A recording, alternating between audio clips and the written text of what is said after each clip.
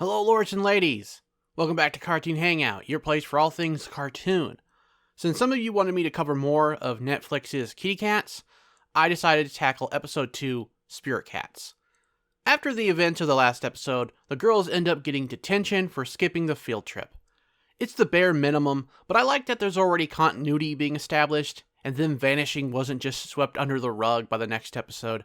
A big component to superhero fiction is the heroes having to deal with the consequences of running out on their everyday responsibilities to handle their heroic ones. It's a small thing, but I just wanted to point that out. Along with that, another old classic is the reluctant hero trope. None of the girls, minus maybe Zami, want to be cat guardians, so they head off to tell the council they want out. Of course, the only out they're offered is to capture the spirit cats and find the Emerald Jewel charity pinched earlier. Only then can they become regular, boring old humans. They're basically indentured superheroes at this point. They're put through a bit of training, which wasn't all that interesting visually, if I'm being honest. I still think the 3D style hurts more than helps this show, at least when anything action-y needs to happen. The only real highlights of this scene was the pug, Huggy, who thinks she's a cat, and Trixie, some weird female cat who sports a very human-looking haircut. My money is she's maybe also a human, because why else would she look the least like a real cat, right? Then again, Tabs, Zami, and Kia are RGB colored, so maybe I'm wrong. I do wonder what the point of the Cat Council is. They seem like they train potential cat guardians, but what else are they doing? Why is the council only 5 members? Are we going to meet more of them later on? Many questions, few answers. The demon dogs show back up and meet with a green fart cloud whose name escapes me, and I was a bit confused here. See, I was under the impression the dogs were sent by the fart cloud, but in this episode, the dog girl says that they were drawn here when the fart cloud lady was released. So who exactly are the demon dogs? Are they just random anthropomorphic dogs roaming around town? Or are they similar to the Kitti Katz and are humans? Side note, but I did love the voice for this particular dog. By the time we arrived, your gemstone was gone. Rewinding a bit, because I actually forgot to talk about the soccer tryout scene, which was earlier, I actually did enjoy this part of the episode. I think Charity makes for a good villain for Tabitha, constantly trying to get in her face and mess with her, just to fail miserably.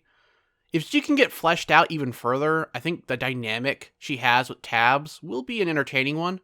My one criticism for this part of the episode is the way this scene is laid out. Makes it almost seem like there's 2 charities. Legit, for a few seconds, I thought she had a twin and I was just too tired to notice, but no, she slid past Tabs to prevent her from scoring a point. It's a bit of a confusing scene. And like I pointed out in episode 1, the action sequences are a little dry, and that's not changed here. Another confrontation with the demon dogs ensues, which amounts to little more than them throwing energy balls up at the girls, who easily dodge them. When they do get down and dirty, it just seems so uninspiring. I know it's a kid's show, and this is maybe me just nitpicking, but if Miraculous Ladybug and older action cartoons can do it, surely Kitti Katz can step up. Fingers once again crossed that if season 2 happens, it'll improve on the animation a lot. We also learn the purpose of the spirit cats in this episode. They're not really the enemy. They need to be helped by removing the gem on their foreheads to return them to normal. Basically, they're like the moths from Miraculous Ladybug or the pieces of crimson armor from Jade armor, which really won't help the comparisons I've seen viewers leveling at the show. Granted, Ladybug was not the first show to have MacGuffins, yet it's still not very original either. Let's just hope the show isn't showing signs already of a boring formula. Battle the dogs, purify the spirit cats, repeat. Compared to episode 1, overall, I do believe the show is picking up steam. Since episode 1 needed to do some setup, it wasn't as engaging as what we got in this second outing. The action isn't all that great, but I did love the character interactions throughout. It still has a long way to go, admittedly, but it has promise. And those are my scattered thoughts on episode 2 of Kitti Katz. What did you think of this one? Did I miss anything? Considering I wrote this on no sleep at 1 a.m., probably.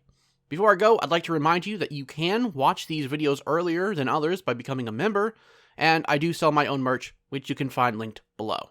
I'd absolutely appreciate it if you check them out. Thanks for watching. Take care.